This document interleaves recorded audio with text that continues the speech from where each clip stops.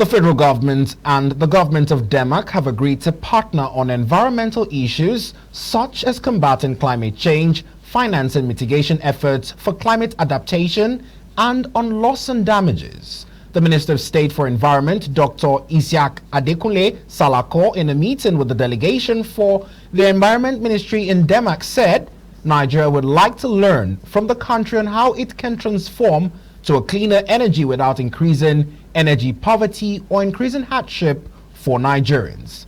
Let's now join Northern Bureau Chief Joycelyn Elakache-Ada for details. The Minister of State for Environment, Dr. Iziaq Adekunle Salako, said President Tinubu has identified 8 key priority areas that his administration will be focusing on. He explained that the Federal Ministry of Environment identified that those priority areas requires climate actions to be achieved.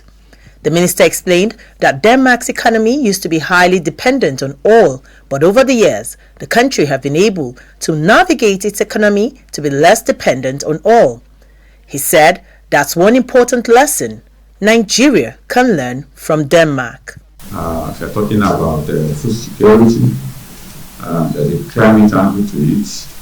If the land is degraded, there cannot be food security, and it's an environmental action to ensure that we restore degraded land. If you're talking about poverty eradication, disasters is one of the drivers of poverty, and the Federal Ministry of Environment also works to ensure that we prevent disasters like flood that can drive people into poverty.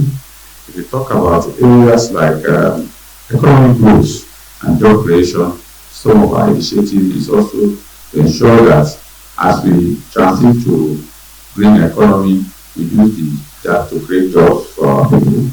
Speaking earlier, the delegation from Denmark, led by Danish Minister of Development Cooperation and Global Climate Change Policy, Mr. Dan Jørgensen, said climate change issues are caused by pollution from other countries which started over 10 decades ago.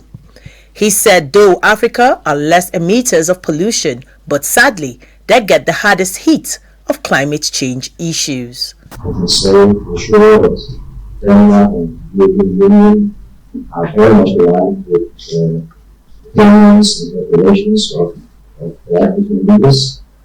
And I think there's great opportunity for us to work together. Fighting climate change, we need more participation, especially from the biggest emitters on the planet. On financing, both with regards to supporting participation efforts, but also for climate adaptation. On loss and damage, last year in Egypt, one decision was made, but we still need to move forward there.